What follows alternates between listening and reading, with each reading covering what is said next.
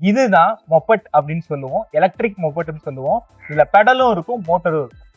சாதனை இணைஞ்சங்களுக்கு அன்பான வணக்கம். ரொம்ப நாளுக்கு அப்புறம் பெரிய ஒரு ஓவர் வீடியோ நம்ம பண்ண போறோம், அதுவும் ரிவ்யூ வீடியோ பண்ண போறோம். இதை ரிவ்யூவை நம்ம ஒவ்வொன்றா பார்க்கலாம். வாங்க வீடியோக்குள்ள போகலாம். நம்ம முன்னாடி பாத்தீங்க அப்படின்னா பெடலிஸ் அப்படிங்கிற நிறுவனத்தோட ரேஞ்சர் ரெட்ரோ அப்படிங்கிற எலக்ட்ரிக் மொப்பட்னா இருக்கு. இந்த வாகனத்துடைய ஸ்பெசிபிகேஷன்ஸ் பத்தி பாக்குறதுக்கு முன்னாடி எலக்ட்ரிக் மொப்பட்னா என்ன அப்படிங்கறத பாத்திரலாம். இது ஒரு எலக்ட்ரிக் வகையான ஒரு வாகனமா இருக்கும், மோட்டார் பிளஸ் பெடலும் இருக்கும். இதோட முக்கியத்துவம் பாத்தீங்க அப்படின்னா தினசரி பயன்பாட்டுக்கு பயன்படுத்துறவங்களுக்கு ஒரு உகந்த ஒரு வாகனமாவே இருக்கும். மற்ற நிறைய பர்பஸ் இருக்கு, லோடு வைக்கிறது, அப்புறம் ஃபேமிலிக்கு யூஸ் பண்றது, அந்த மாதிரி பல்வேறு பயன்பாடுகள் இருந்தாலும் தினசரியா நான் டெய்லி கம்யூட்டா யூஸ் பண்ணுவேன், அதுவும் நான் ரக்கடா யூஸ் பண்ணுவேன், எனக்கு ஒரு ரக்கடான பெர்ஃபார்மன்ஸ்ல இருக்கக்கூடிய ஒரு வாகனமா வேணும் அப்படின்னா இந்த வாகனம் ஒரு உகந்த வாகனம் அப்படின்னு நம்ம சொல்ல முடியும். எலக்ட்ரிக் மொபட் அப்படிங்கிறதுக்கான ஒரு முக்கியமான விஷயம் என்னவா இருக்கும் அப்படின்னு பாத்தீங்கன்னா, நான் ரக்கட்னு சொன்னேன் பாத்தீங்களா, அதுக்கு தகுந்த மாதிரியே அந்த வாகனத்தோட ஃப்ரேமும் அதனுடைய அந்த ஹெவி டியூட்டியான விஷயங்களும் அதுல கண்டிப்பா இருக்கணும். என்ன காரணம் அப்படின்னு பாத்தீங்கன்னா, தினசரி நம்ம பயன்பாட்டுக்கு யூஸ் பண்ணும்போது பல்வேறு விதமான பிளாட் டெரெயின்ல யூஸ் பண்ணுவோம், இல்லைன்னா கரடு முரடான பாதைகளை யூஸ் பண்ணுவோம், ஸ்லோப்பான இடங்கள்ல யூஸ் பண்ணுவோம். அந்த மாதிரியான வகையிலையும் யூஸ் பண்ற வகையில இந்த வாகனம் இருக்கணும் அப்படிங்கறத ரொம்ப முக்கியமான ஒரு விஷயமா இருக்கும். அது மட்டும் இல்லாம பாத்தீங்க அப்படின்னா, ரக்கடன் நான் சொன்ன மாதிரியே அதனுடைய சஸ்பென்ஷனிங்கும் சரி, பிரேக்கிங்கும் சரி, அது எந்த அளவுக்கு செயல்படுதோ அதுக்கு தகுந்த மாதிரி அந்த வாகனத்துடைய வாழ்நாள் இருக்கும் அப்படிங்கிறது தான் உண்மை. இப்ப கொஞ்சம் கொஞ்சமா இந்த வாகனத்துடைய ஸ்பெசிபிகேஷன் என்னென்ன அப்படிங்கறத நம்ம பார்த்துடலாம். வாங்க பார்க்கலாம். வீல்ஸ் பத்தி பாத்தீங்க அப்படின்னா, முன்புற வீலும் சரி பின்புற வீலும் சரி, இதனுடைய சைஸ் பார்த்தோம் அப்படின்னா 20 இன்ச் அளவு கொடுத்திருக்கிறாங்க. இதனுடைய ரிம் உடைய மெட்டீரியல் பாத்தீங்க அப்படின்னா அலுமினியத்தாலையும், இந்த ஸ்போக் வீல் இருக்குல்ல, இந்த ஸ்போக்ஸை ஸ்டெயின்லெஸ் ஸ்டீலாலையும் கொடுத்திருக்கிறாங்க. இது கொடுத்ததுக்கான காரணம் என்ன அப்படின்னு பாத்தீங்கன்னா, இந்த ஸ்போக் வந்து துருப்பிடிக்காத வகையிலையும், அதே மாதிரி தினசரி பயன்பாட்டுக்கு போகும்போது கரடுமுரடான பாதைகளை கடக்கும் போதும் அந்த அளவுக்கு வலுவானதா இருக்கிறதுக்காகவும் இந்த மாதிரியான ஒரு வடிவமைப்புல வீல் கொடுத்திருக்கிறாங்க. பிரேக்கிங் சிஸ்டம் பாத்தீங்க அப்படின்னா முன்புறமும் சரி பின்புறமும் சரி 180 mm ரோட்டார் டிஸ்கா கொடுத்திருக்காங்க. ஜென்ரலாவே 160 mm தான் கொடுப்பாங்க. இதுல கூடுதலா 20 mm அதிகமா கொடுத்திருக்காங்க. அது மட்டும் இல்லாம பாத்தீங்க அப்படின்னா இது வந்து ஹைட்ராலிக் பிரேக்கிங் சிஸ்டமா இருக்கு. டபுள் பிஸ்டன் ஆக்டிவேட்டட் பிரேக்கிங் சிஸ்டமா இது இருக்குது. இந்த பிரேக் இந்த அளவுக்கு எஃபிஷியண்டா இருக்கிறது காரணம் என்ன அப்படின்னு பாத்தீங்கன்னா ஹைட்ராலிக் டிஸ்க் பிரேக், அது மட்டும் இல்லாம 180 mm டிஸ்க் பிரேக்கா கொடுத்தது தான் காரணம்.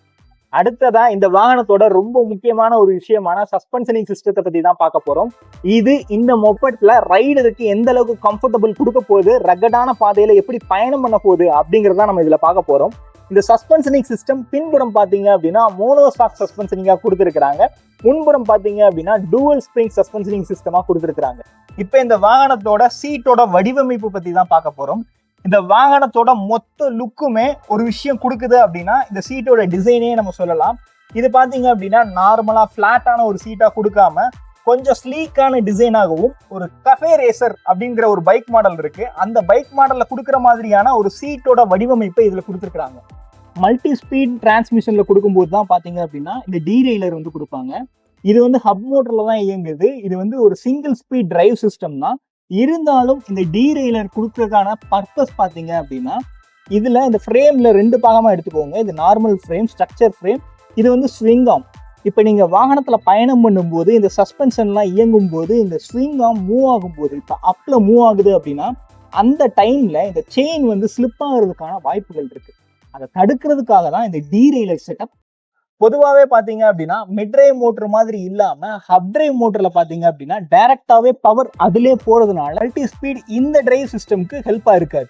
இப்ப இந்த வாகனத்தோட முதுகெலும்பான ஃப்ரேம் ஸ்ட்ரக்சரை பத்தி தான் பார்க்க போறோம். இதனுடைய மெட்டீரியல் பாத்தீங்க அப்படின்னா குரோம் மோலி ஸ்டீலால கொடுத்திருக்காங்க. அதாவது இதுல என்னென்ன கண்டென்ட் இருக்கும்னு பாத்தீங்கன்னா அயன் இருக்கும், குரோமியம் இருக்கும், மாலப்டினியம் இருக்கும்.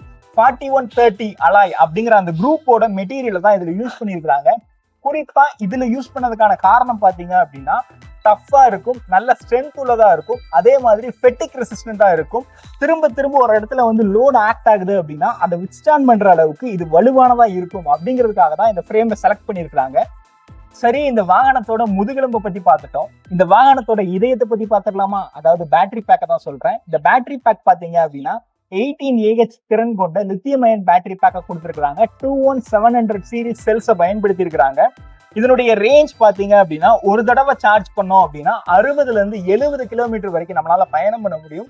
ஒரு முக்கியமான குறிப்பா இந்த வாகனத்தோட ஸ்பெசிபிகேஷன்ஸ்ல என்ன சொல்றாங்க அப்படின்னு பாத்தீங்கன்னா, ஒரு நாளைக்கு நீங்க 100 கிலோமீட்டர் வரைக்கும், அதாவது சார்ஜ் போட்டுட்டு 100 கிலோமீட்டர் வரைக்கும் கூட பயணம் பண்ணக்கூடிய அளவுக்கு ரகடான வாகனமா சொல்றாங்க. அது ஒரு நாளைக்குன்னா ஒரு குறிப்பிட்ட நாள் கிடையாது, தினசரி கூட நீங்க 100 கிலோமீட்டர் பயணம் பண்ணணும் அப்படின்னா அதுக்கு தகுந்த மாதிரியான வாகனமா இருக்கும் அப்படிங்கறத இதுல குறிப்பிடுறாங்க.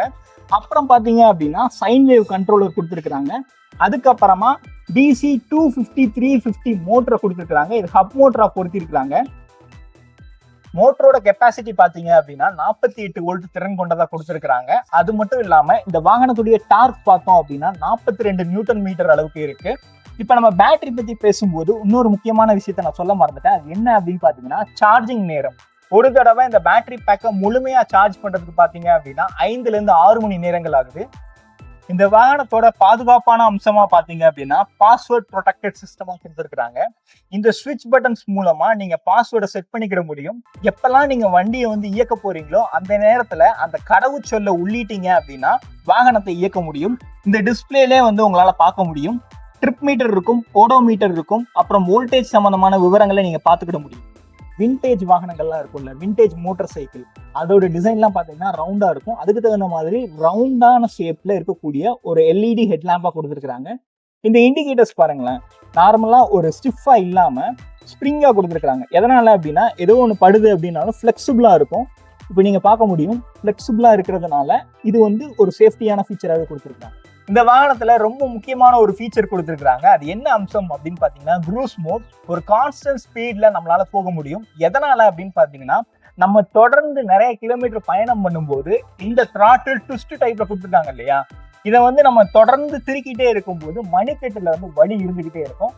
அப்ப நம்ம அந்த க்ரூஸ் மோட் ஃபீச்சரை எனேபிள் பண்ணோம் அப்படின்னா ஒரு நிலையான வேகத்துல போயிட்டே இருக்கும். அந்த நேரத்துல இந்த மணிக்கட்டுக்கு கொஞ்சம் ரெஸ்ட் கொடுக்கும். இதுல ஒவ்வொரு அசஸ் மோடா நான் வச்சு காட்டுறேன். அதுல இந்த வீலோட ஸ்பீடை நீங்க பாருங்க.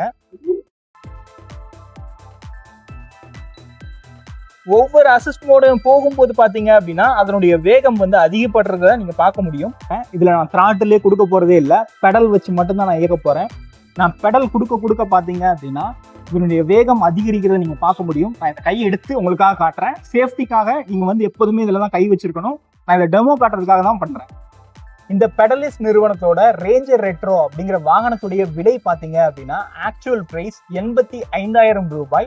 இப்ப ஆரம்ப விலையா ஆஃபர் பிரைஸா பாத்தீங்க அப்படின்னா 75,000 ரூபாய்க்கு கொடுத்துட்டு இருக்காங்க. இது லிமிடெட் டைம் ஆஃபர் தான். கீழே கொடுத்துருக்கிற நம்பரை கான்டாக்ட் பண்ணி நீங்க புக் பண்ணணும், இல்லை இது சம்பந்தமான டீடைல்ஸ் வேற ஏதாவது தெரிஞ்சுக்கணும் அப்படின்னா கேட்டுக்கோங்க.